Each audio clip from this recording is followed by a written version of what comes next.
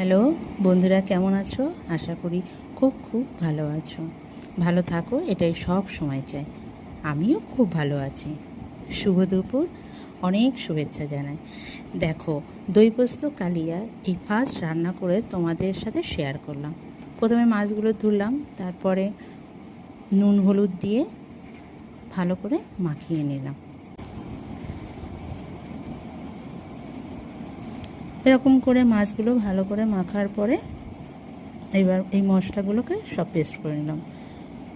কড়াইটা বসিয়ে তেল গরম করতে দিয়ে দিলাম। আমরা একটু বেশিই তেল খাই, তেল ঝাল মশলাটা একটু বেশিই খাই। তো যাই হোক, তা তেল গরম হয়ে গেলে মাছগুলো ছেড়ে দিলাম। মাছগুলো একটু ভাজা ভাজা হয়ে গেলে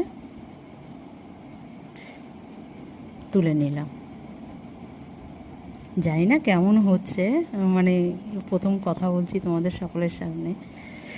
তারপরে তেল গরম হয়ে গেলে গোটা গরম মশলা এবং তেজপাতাগুলো পেস্ট করে দিলাম, সাথে জিরের গুঁড়ো দিয়ে একটু নাড়িয়ে নিয়ে ধনের গুঁড়ো, লঙ্কার গুঁড়ো এবং যা যা পেস্ট করা ছিল পেঁয়াজ, লঙ্কা, আদা, রসুন, সেগুলো সব দিয়ে দিলাম। এবার ভালো করে একটু নাড়িয়ে চাড়িয়ে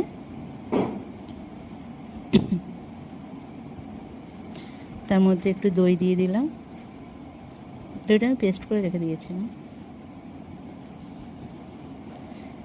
তারপরে আমি এটা বলিনি, পোস্ত এবং কাজু বাদাম বাটা পেস্ট আমি দিয়েছি, সাথে টমেটো পেস্ট আর হলুদ,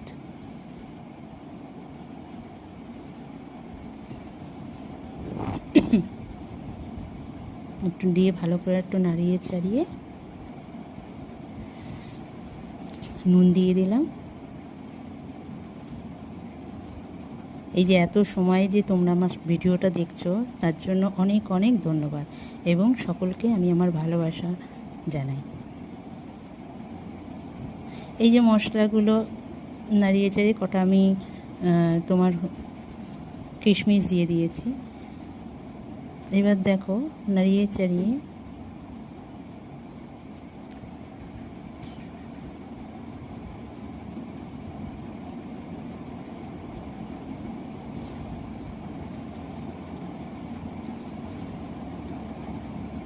আসলে কালারটা না খুব একটা বোঝা যাচ্ছে না। তো যখন এই যে চারপাশ দিয়ে তেলগুলো বেরিয়ে যাবে, তখন তার মধ্যে বাটিতে জল ছিল, সেই জলটা দিয়ে দিলাম। তারপরে ফুটে উঠলে মাছগুলোকে আমি ছেড়ে দিলাম এবং মাছগুলো ঠিকঠাক মানে বেশ মাখা মাখা টাইপের হয়ে গেলে তার মধ্যে একটু গরম মশলা দিয়ে দিয়েছি। অনেকে ঘি দেয়, আমি ঘি খাই না, তাই দেওয়া হয়নি। ঘি দিলে বেশ টেস্টটা বেশ সুন্দর হয়। তো যাই হোক, শুধু গরম মশলাই দিয়েছি। সবচেয়ে বড় বিষয় কী জানেন তো বন্ধুরা, এরপরে যখন আমার মেয়েকে খেতে দেবো, তখন ওর রিয়াকশানটা জাস্ট একটু দেখার মতো। এমনি তো প্রচুর লাজুক, মোটে মুখ থেকে কথা সরে না। যাই হোক, দেখা যাক। ভালো থাকবে, সুস্থ থাকবে। কেমন হয়েছে? ভালো লাগলে শেয়ার করো। হেভি হয়েছে। তো রিয়াকশনটা দেখেছো? ওয়াও।